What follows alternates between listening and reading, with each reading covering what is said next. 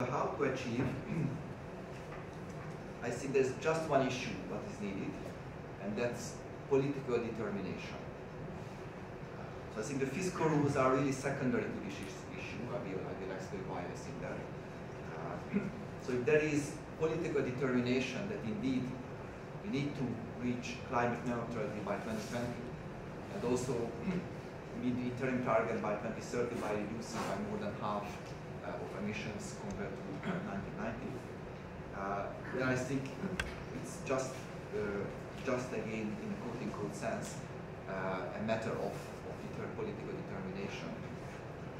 The bulk of this money will come from member states and from companies. I mean, certainly the EU budget can play some role on the margin, but that's very minor.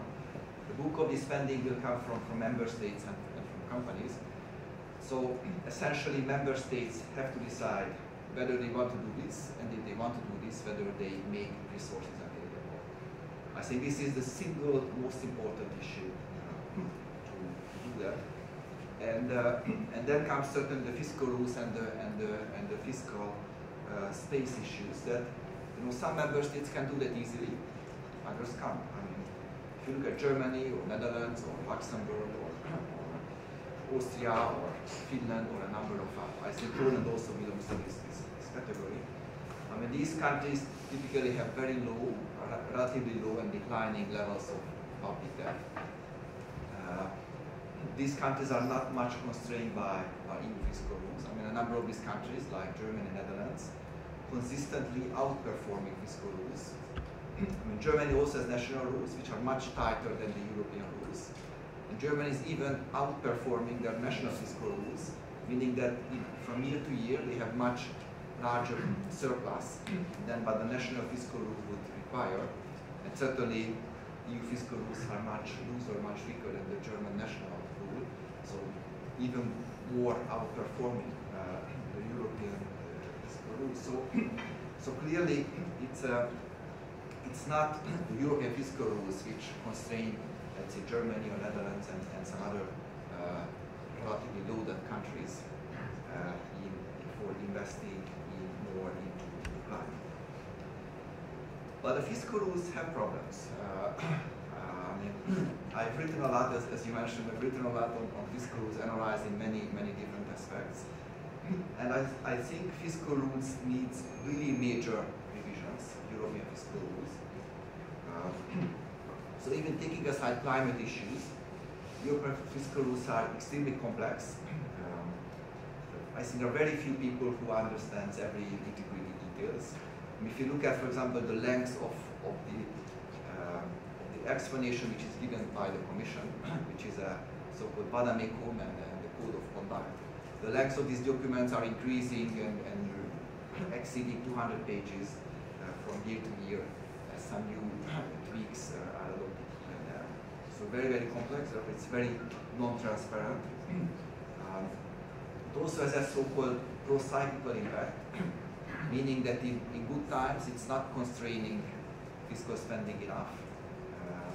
So countries are able to spend more than what would be desirable from a purely economic perspective.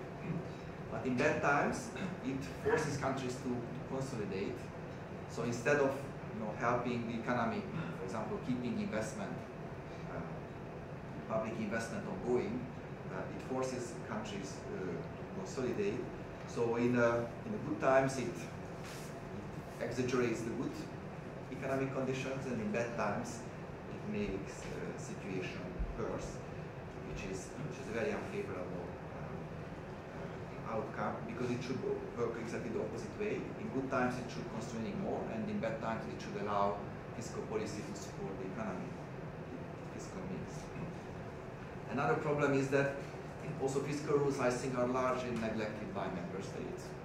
Certainly, they don't make huge errors. I mean, Italy doesn't have a 10% budget deficit. So every country tries to move closer to the 3%. But once countries reach the 3%, which is a kind of magic number, they don't really do that much and don't really care much about the rest. Even though the 3% is just one of the 4 fiscal rules that the EU has, and perhaps the least important. member states are obliged to have balanced budget or surplus on average during the economic cycle. And again, those countries that have problems, they don't really follow that.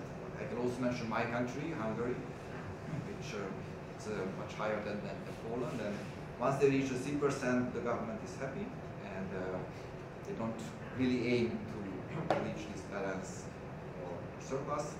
There is also a so-called significant deviation procedure in the EU fiscal framework. So if countries have a deficit smaller than 3%, but they are not on an appropriate path to reach their medium-term fiscal objective, then the Commission can launch a significant deviation procedure, which again has been launched against Hungary, but it has no impact. So I think fiscal rules need to be reformed very significantly beyond climate issues. And I think there is an emerging consensus on what should be an appropriate way for reform. I mean, many people, including from the IMF, OECD, even members of the European Commission, many academics, also myself and my colleagues, they have written a number of papers. And the emerging consensus, I think, arising for a so-called expenditure rule with an operational target, along with the public debt benchmark. So basically, the public debt should be the target, the proper level of public debt. And there should be an expenditure rule in limiting the growth rate of public expenditures, which should be consistent in reaching the public debt benchmark. Now, describing this framework will probably take more than 7 minutes allocated to me. But I would like to say that even in this framework, I think climate issues could be introduced because we could separate climate spending and non-climate spending. Now there is a recently adopted EU taxonomy for sustainable finance which defines what is climate-related spending and what is not related to that, which I think is a useful start. And separate rules could apply to climate-related spending and non-climate-related spending. So I think even in this framework, what I just described, climate spending by the government could be considered and incorporated. But as I said, the key problem for limited climate-related spending is not really fiscal rules, but that just in Germany and Netherlands and some other countries which have ample fiscal resources and ample fiscal space, that is not sufficient political determination to do that. So I think the first should be done to convince these countries that not just in paper agree to the climate neutrality target, but they should indeed do concrete measures and very substantial concrete measures to achieve that. The fiscal rules need revisions. As I said, the expenditure rule compared with the debt anchor most of the trick. But certainly, national fiscal rules also should be revised because if the German fiscal rule would be remain in place, then Germany would not be able to do that. So overall, this was my introduction to this debate, and I very much look forward to hearing the views of others and participating in the discussion.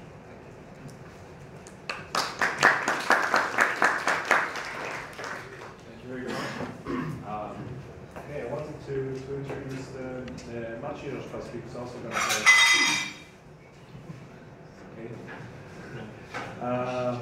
Some good going down. Who's the chairman of the Jagiellonian Institute, who also a think tank who focuses on energy and climate. And I wanted him to discuss all of the topics. You're not going to sit here. Okay. Thank you, ladies and gentlemen. Thank you, Piotr, for inviting me. I'll be coughing, but this is just asthma. Also, Marek has the same problem, so please excuse us. That's a feature. It's not. Okay. So, guys, thank you for inviting me. I'll be talking about two things: energy and the competitiveness of the sector to the rest of the economy, and how it looks from the perspective of Poland. And what does it mean that we are enforcing the energy transition, and what the energy policies and climate and energy policies mean for Polish economy. Actually, the process is not just taken from last year or 2 years ago. It's like it lasts for the last 15 years, and more or less the aim is known. Energy has the problem with energy is that it's not every other commodity. It's a cultural item. You cannot think about our culture without energy, electric energy, heating, and so on and so on. So it's an essential part. It's more important than any other. It's not in any other commodity. How does the climate and energy policy influence what we have here in Poland? So in the ETS system, we have 100, more or less,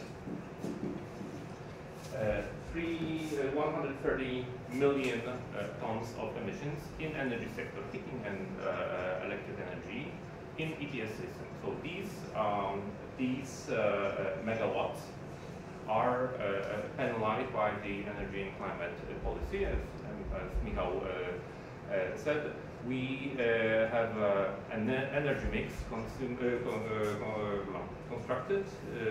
of hard coal and lignite, almost 80% in electric energy and over 90% in heating.